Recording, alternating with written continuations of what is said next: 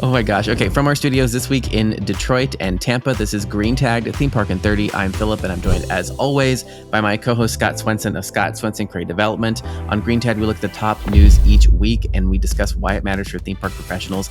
And this week, we're going to talk a little bit about comments from last week's discussion and then look at Disney prices.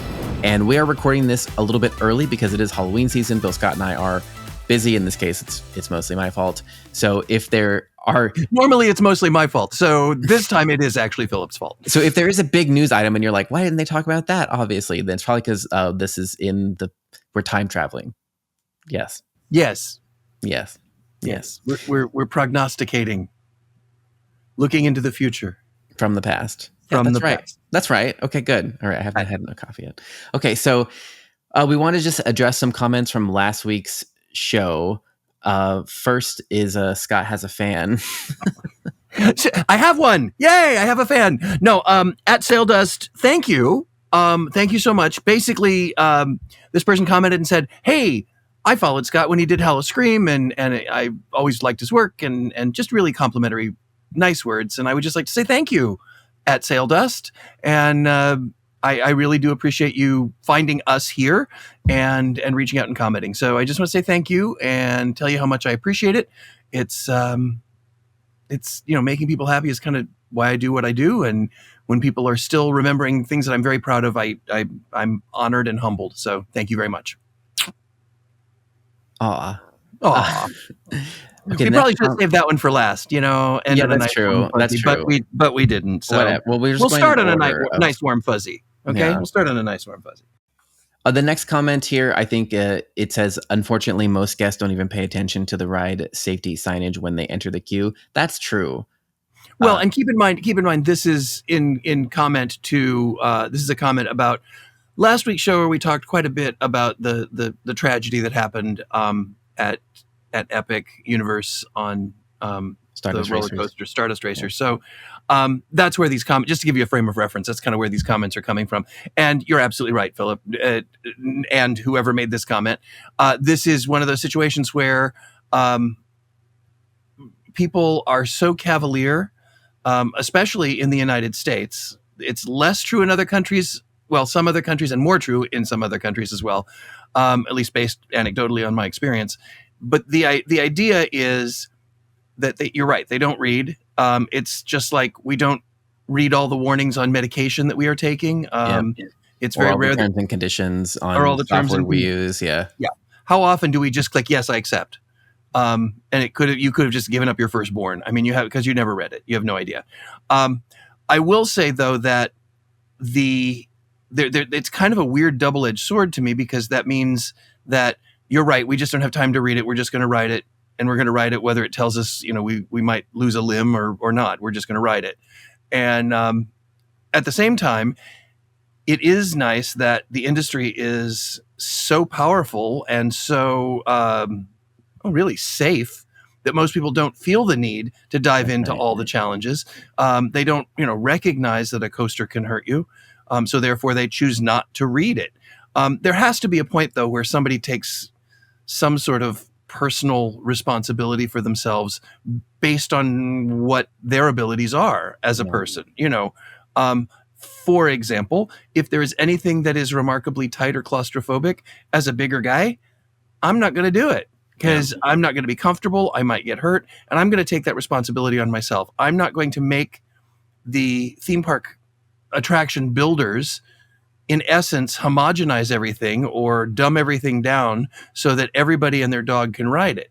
Now, that doesn't mean I'm not all for accessibility, but I think there are reasonable. I think it's a reasonable reasonable wiggle room there.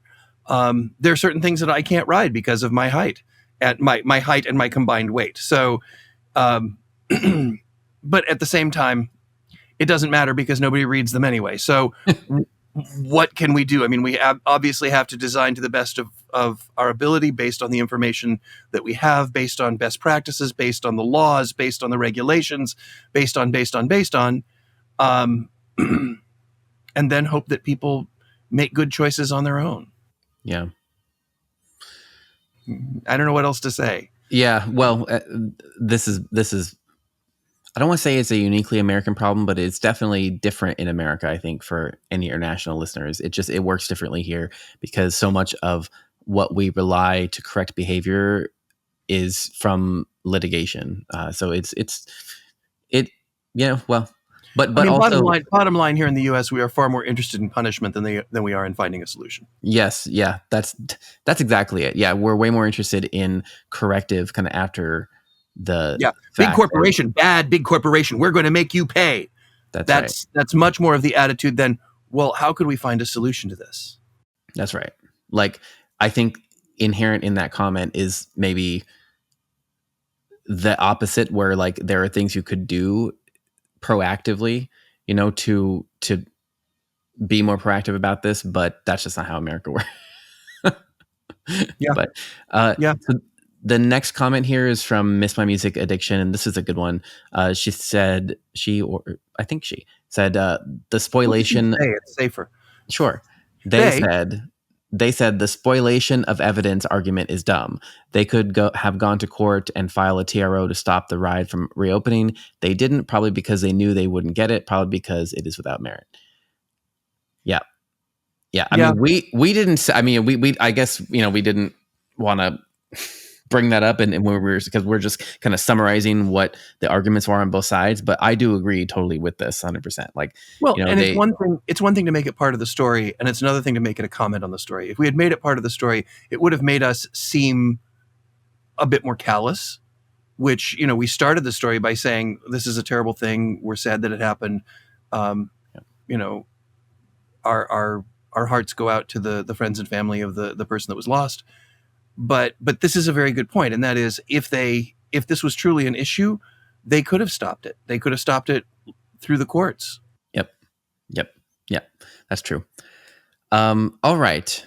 Those are, I think, the ones we wanted to highlight. Just Sure. But thank you for everyone that did comment, and we always love to see the discussion on there, especially there's discussion about maybe a different type of restraint would have been helpful, or harnesses and all that. There's just great discussion in the comments, and we always appreciate that. But we shall move on to a story we're going to mention only in passing, just because, again, we're recording this early. Could you choose a different term?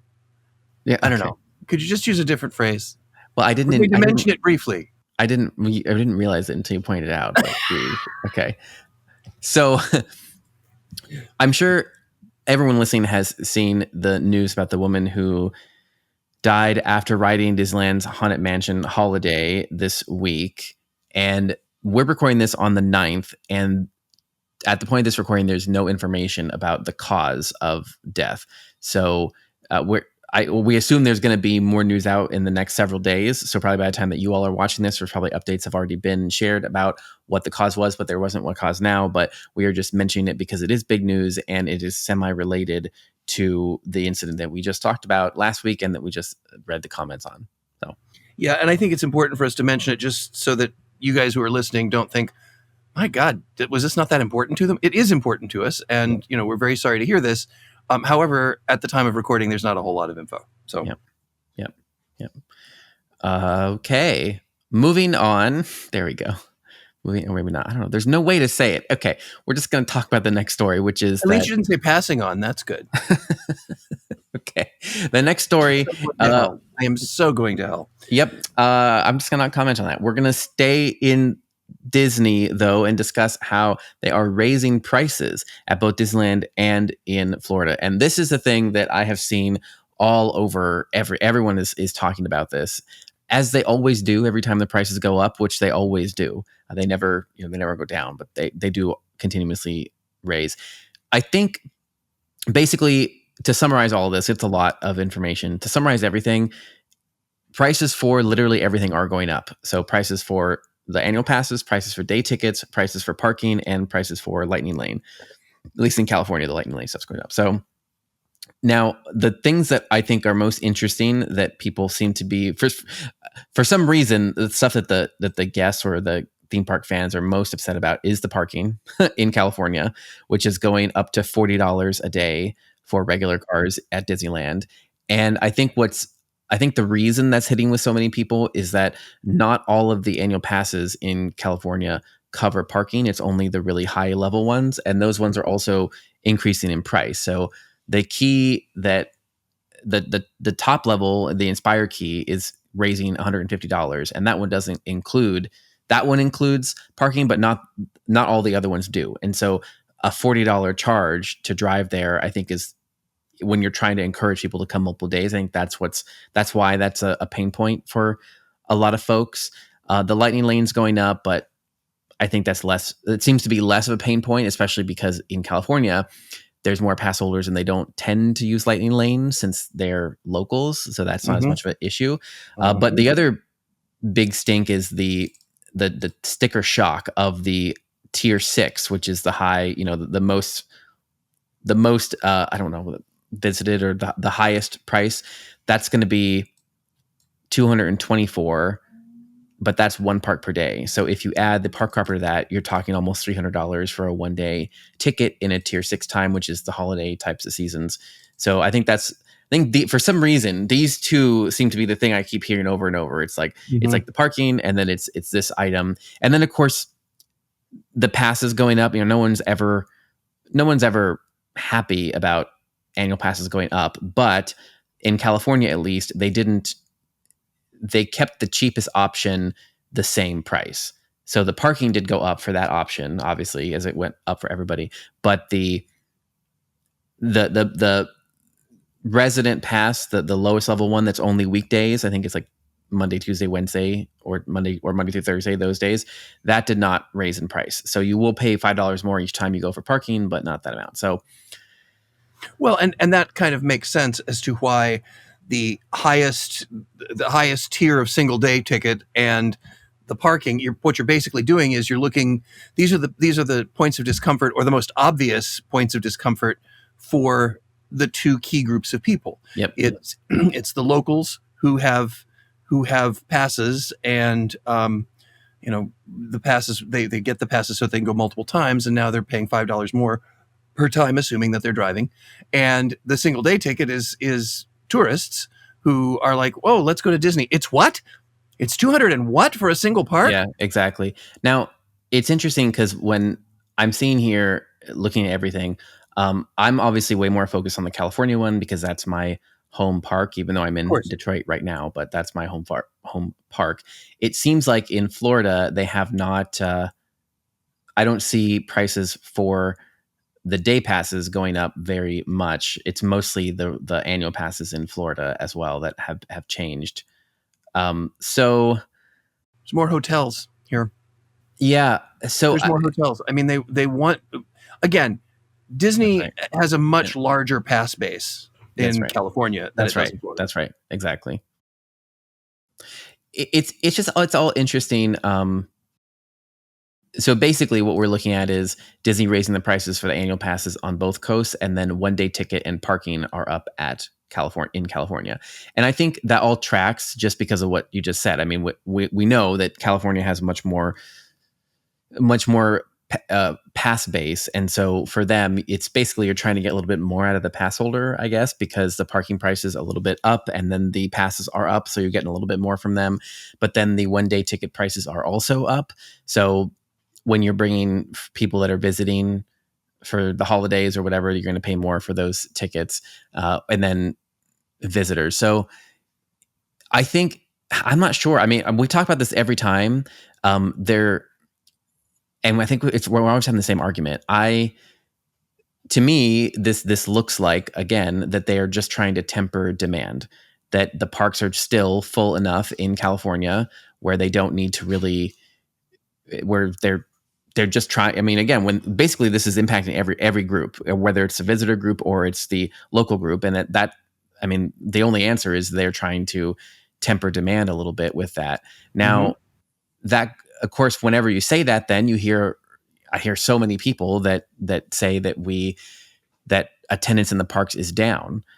And I guess to that point, there is an offer that they have for locals that is for this next few months where you can get a 3-day pass for $249, but that's only on sale December 3rd, and it's only valid starting from January to May. So that seems more like a gimme to make people not as upset that, than it does other items. But so I don't know.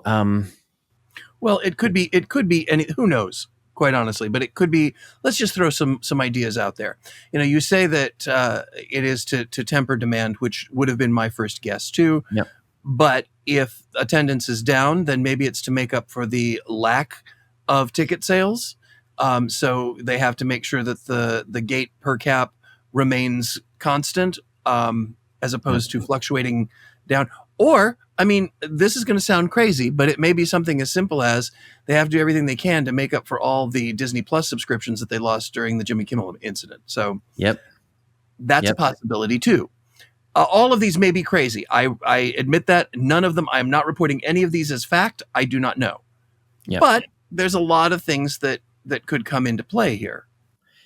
It is just interesting because I think the optics right now don't look great, right? The optics of just having the Jimmy Kimmel nonsense and then all of the, talks of boycotts for that. And then you jump right into, well, now we're going to make it more expensive, and especially targeting the most rabid fans on both coasts. And then on California, you're just kind of targeting everybody. So it does make it seem a lot more like that walled garden idea, that we talk about a lot, where it's kind of becoming, I mean, it's even. And do you still have to do reservations in California? Yes. Yeah. So we still have to do reservations. And then also that top pass which is now going to be $1,899. So basically $1,900 for the top pass. And that's a 12-month pass?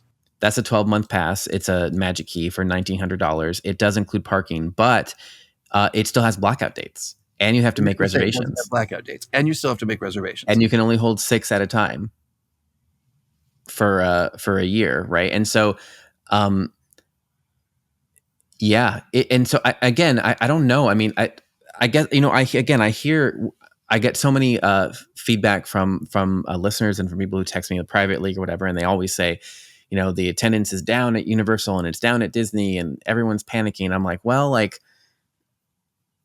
Again, the parks are not releasing these numbers yet, or right now. We don't have them yet, and it's always a rolling quarter, right? So it takes a while for us to see them ahead of time. But I would say that this type of raising prices seems to me like they don't think they have an attendance problem, or maybe they're okay with the dip. Like Scott said, they're okay with the dip in attendance, because if you have a dip, that means you can relax some of your staffing, and if you get more per person, then maybe it's a better equilibrium for them going forward into 2026. Because also, as we've talked about on the show in the past, 2026 is not shaping up to be a great year because there's nothing happening. Nothing new really is opening at any of these parks in the US. Right. So maybe they're just trying to tampen demand so they can adjust staffing because they know that it's going to be a somewhat slower year. I don't know. This is who knows. Yeah, there's a million different reasons that these could happen. But again, that's what this show is all about, to get us talking about what could those reasons be and how do they apply to our attraction or our little corner of the industry. So ask those questions with whoever you're working with, and see, how they would have handled the situation, or what more accurately, what a price increase like this would have meant to your attraction. Yep. Does it mean that you are trying to curb attendance? Does it mean you are trying to make up for a loss of attendance? Is it simply a money grab because you've lost something else in another area of the company? I mean, it could be any of these things.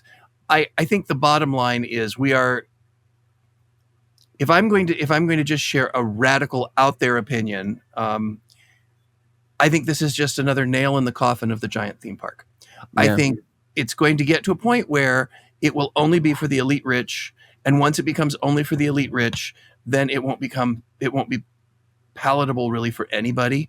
Because even the elite rich like to do the things that are cool and new and funky. And those are usually discovered by anyone but the elite rich.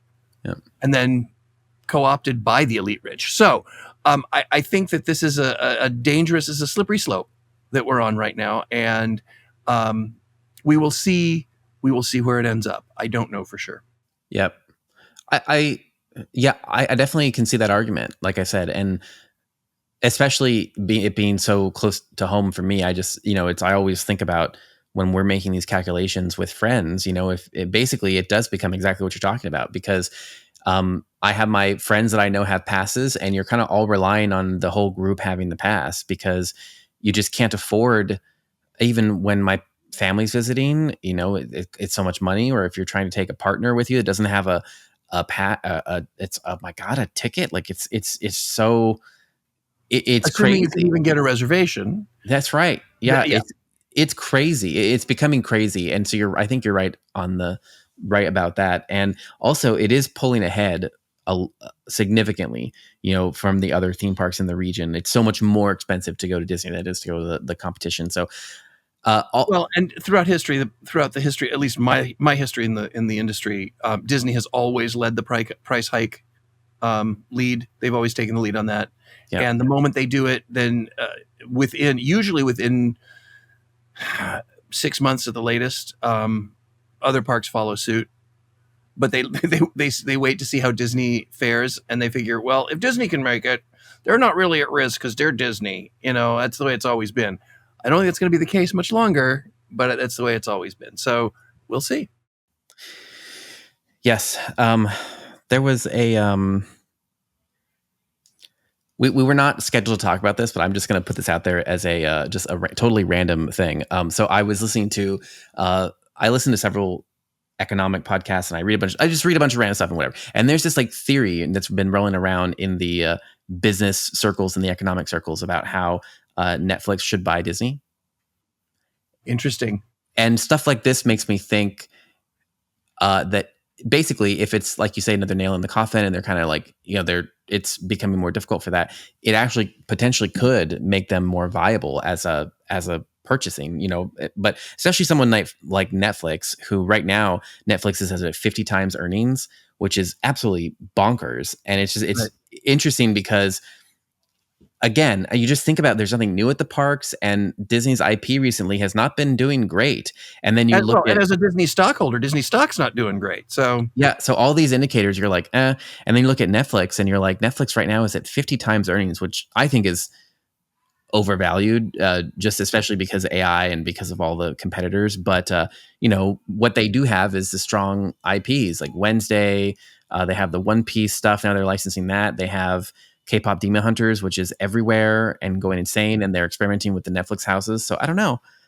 Could be time, for this acquisition. And also, how crazy is it that we're in a position where we're like, Netflix is now like so big, and they're so, to me, Netflix is still a new company, right? In my brain, they're just like Facebook is new in my brain, even though it's but these new, relatively new companies have shaped so much of our lives now, where Disney, that's a much older company, is just worth less than half of Netflix. So yep. even with Disney Plus, they could bundle it all together. Can you imagine just bundling everything together? Hey, look, it's cable again. Yeah. Yeah, and then K-pop Demon Hunters the ride. Oh, yeah. Well, I mean, there is, that it's just sort of chomping at the bit for so many of the IPs that they hold. Yep. Great British Baking Show, the ride. I mean, God knows, it could be anything. Yeah, it could be incredible. Yeah, but anyway, last data point too is just which in the economic circle is just to Scott's point about the elite thing. The top 10, we have some numbers that came out this last month that I talked about in a different show, but basically it's relevant here because the top 10% of earners are driving 50% of the economy in the US. And so that kind of, so I mean, if Disney is just like Star Cruiser, I feel like we're back to Star Cruise, and we're back to what we talked about with the Horror Unleashed and their almost $3,000 VIP package. If that is the game where you're targeting the top 10% that have the money, then great. But then the question is it sustainable? Who knows? Is that enough? Or do they want to go, to Scott's point? Do they want to go to the theme parks when it's just that? No, I don't know. Well, anyway, and anecdotally, more and more of the new projects that I'm being contacted to put bids in on, or to attempt to sign contracts with, more and more of them are what I will call smaller attractions with very deep pockets. Mm. So basically what's happening from my perspective, and I'm looking forward and I'm guessing, I will be honest, I'm guessing, but it appears as though we are going to enter into what I'll, for lack of a better description, the FEC on steroids concept. Yeah, I agree. So with things like the Netflix, Yep, the Netflix you know, house. the Netflix house, Meow Wolf. Meow Wolf, Atlas 9 Yeah, in that we talked Kansas, about Atlas 9. the Even there's haunted houses becoming more like Otherworld, FECs. Yeah. Otherworld, haunted houses, and FECs. I Mhm. mean, there's even FECs out there that are looking to up their game. They are in prime locations, and they're looking to find ways to start playing in the themed attraction industry, as opposed to just buying some games and some, trampolines with neon lights and open their doors. And then you go to places like Saudi or even UAE, and they're in every mall. There Yep. is, and there's multiples in every mall. Yep. So it is continuing to, at least from my perspective, it appears to be skewing smaller because it's affordable, it's repeatable, it's stuff that gives people something to do rather than just look at. There's a lot of elements that are kind of, perfect storming themselves into leading people away from the giant parks. That's interesting. Exactly what you said is reminding me too of something else I've heard a lot recently, which is people saying that you have much more. It's much easier to make money, or I guess the future is going to be in making stuff for a smaller screen. So like the smaller the screen you're making something for, the more likely you're going to be able to make a living off of it. So as in like, again, like the movies are becoming the more like elite thing that like who even has the money, the budget for movies anymore, right, or any of that, even to go to movies or any of those, that whole thing. And then versus, if you're just doing like us, a podcast, or you're doing something that's intended for a small screen, your TikToks or whatever, it's a much more sustainable and much more money in that. So interesting. It feels also like there's several parallel forces here happening. Yeah, I think what's going to happen, unfortunately, is the people that have, let's assume, just for a hot second, let's assume that it is the intent of the parks to start catering to a higher and higher income audience. It's going to get to a point where instead of wanting to go to Italy in Epcot, it's going to be more cost effective and more interesting to go to Italy. That's right. So I always think that's always the danger, but that's just me. But I don't know. I think so too. Yeah. I think so too. Which is, I think, why we've seen over the last few years, especially here in Florida with Epcot, you've seen more and more integration of the Disney held IPs. Yeah. Yes, you can go to Norway, but you can't ride the Frozen ride there. Yeah. It's but then to your point, though, I mean, to exactly your point about the FEC expansion, right? The Netflix house is a great example. I mean, they're doing the K-pop Demon Hunter thing there, and they have a Wednesday exhibit and a One Piece exhibit. If you care about those IPs more than you care about Frozen, then you're going to go there. You're not going to go to Disney.